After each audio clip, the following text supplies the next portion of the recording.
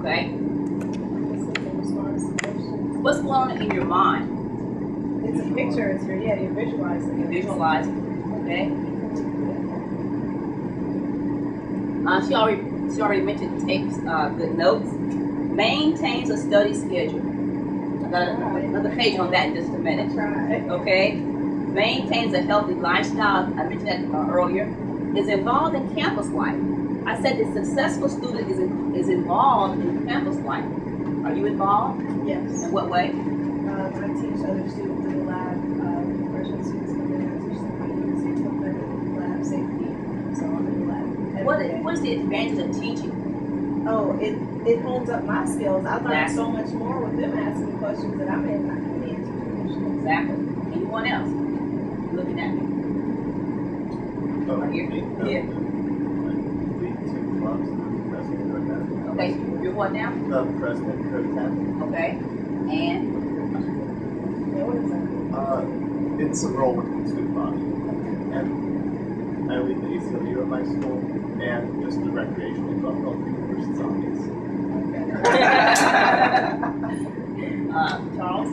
Well, I don't know if you probably campus life, but since I've been here in the program, all the equipment at the CIM, different problems they had with not being straight, had to straighten out a lot of the issues. Oh, you said you still have issues. That's great. Okay, great. What that has done, that has helped me to network with different people. And as I have straightened out some of these issues, I learned more about the machines and how they function. And so, it's been a win-win situation. Exactly. Okay, let's go on. Let me make you comment about mastering the art of this. Okay, go ahead. You're probably able to listen effectively if you have studied and you are at least up with or ahead of the instructor. If you're listening catching up mode, you're not listening very well. Okay. So you can't even listen because you don't know anything to listen. Okay. You're just hearing words. So that's why we're gonna follow this as master the art of listening. Yeah. Takes good notes and maintains a study schedule. It's gonna come there. Thank you. I won't list all of these. I'm gonna highlight just a few. Okay. It says here, studying effectively is a process, not an event. The process leads to success. Plan a definite time for studying every day. Down here, I want to mention that you complete all assignments on time. I want to mention on this page, every time you study, spend at least 10 or 15 minutes reviewing your previous study session, and he's saying to go ahead and even read what? Read ahead. Study during the day. This is what I have found, this is my limited study, that many students tell me they study at night. Most of us are not as productive at the end of the day. Not before bed? Not before bed. Don't speak on it, right? Yeah. Okay, right here. One of the things we used to do is say, find the optimal study time. Okay. And for some people, it is like people that into 2 in the morning. But for some people, yeah, really, seriously. But for some people, Okay, well, maybe they're those rare breeds here. There are some. Cam, what's up right here? No, I should say I'm one of them. You're one of them, okay. Okay, but of course, this is all statistics, right? Most people are most productive during the day. But it says here, if you must study at night, set a stopping time for yourself, okay? Do not cram the night before a test. Distribute your review in half-hour segments over a period of days. Very important. It says learning is cumulative. New ideas must be incorporated with previous materials from lectures, readings, and any other assignments such as labs. You have to continuously make the connection in your mind from new material to previously learned material and or experiences. To put it all together is easier if you schedule time daily to read, to think, to write, to reflect, and to review. Now, I want to mention the traits of the successful physics student.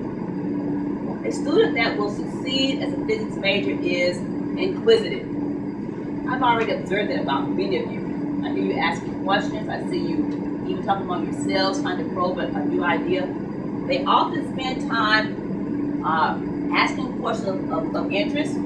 They don't mind identifying with people who know more than they do and asking them what? Questions. They're self-motivated. If you want to be a good physics student, eventually a good physicist, no one should have to keep telling you what you have to do next. You have to be what? Self-motivated. They have seen a higher purpose to their behavior and persevere without help through multiple obstacles. You're going to encounter some obstacles. But if you're self-motivated, you're going to get across those, get over those, get beyond those on your own. You're going to move it on your own. They're passionate. Passion is what drives many physicists to remain at a task despite many unsuccessful attempts. And of course, this is coupled with what? Commitment. I decided to use for the fact that a student is creative just a few quotes.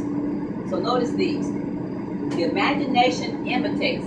It is the critical spirit that creates. Creativity is allowing yourself to make mistakes. Art is knowing which ones to keep. No great thing is created suddenly. The creation of something new is not accomplished by the intellect, but by the play instinct acting from inner necessity. The creative mind plays with the object it loves. To live a creative life, we must lose our fear of being wrong. This is what I want you to emphasize here. In order to be creative, I'm sure you all also experienced that. You have to lose your fear of being wrong. You gotta step out there. You gotta try it. Try it more than one time.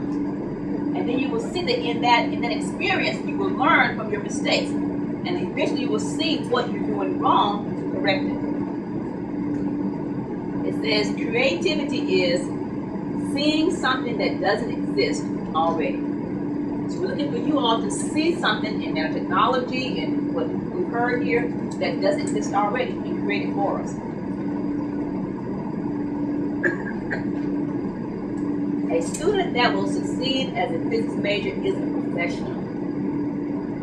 What do I mean by that? I mean, already you are practicing the habits of a professional individual. In other words, you practice common courtesy, respecting yourself and others, moral and ethical, leading clean, uses direct grammar, and produces quality work. Your work, even at the college level, at the undergraduate level, should be what? Quality work. Because you're developing the traits of a professional.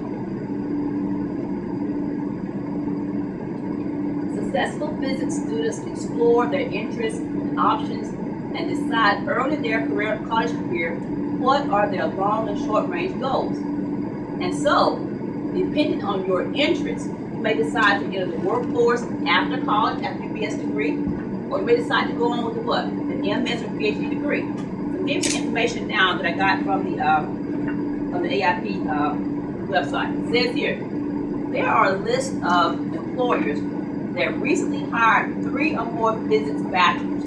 I'm putting this list here because as you take control of your life, of your college career, you can look at some of these and decide, hey, I want to do what here? Intern here first, right? Oh yeah. Look for an internship. I had a slide earlier that said that one of the things you want to do this experience as well, but you want to try to gain experience in a lab. And so this is here some of the places or industries where they have recently hired just those with a physics BS degree. So you see here, you see NASA, you see several national labs, Honeywell, Lockheed Martin, Microsoft.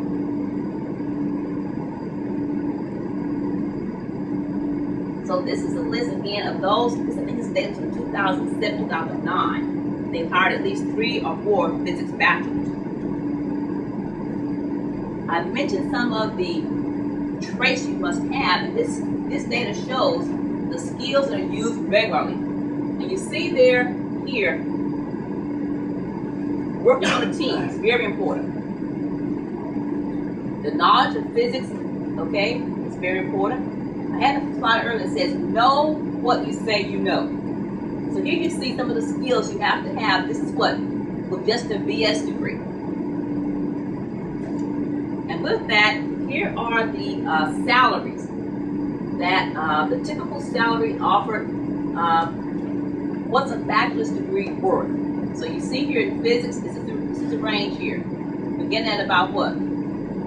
40,000, going to about 65,000. So many students decide right after BS degree they want to go into what? Go to employment.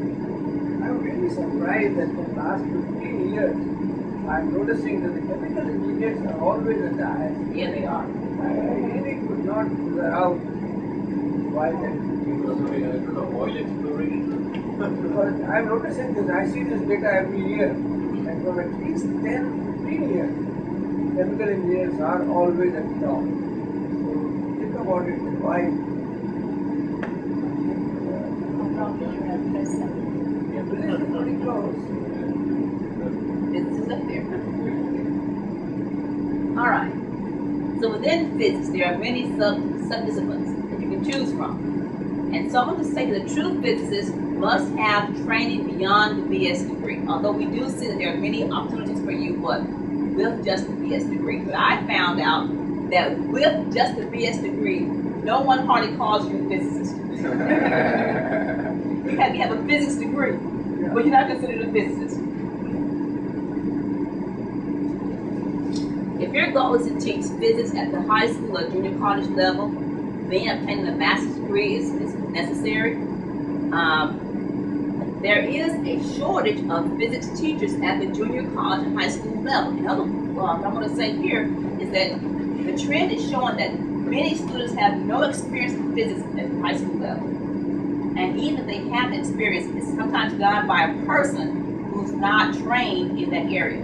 So we need some of you to even consider doing physics at the high school level, at least for a portion of your career, and the junior college level.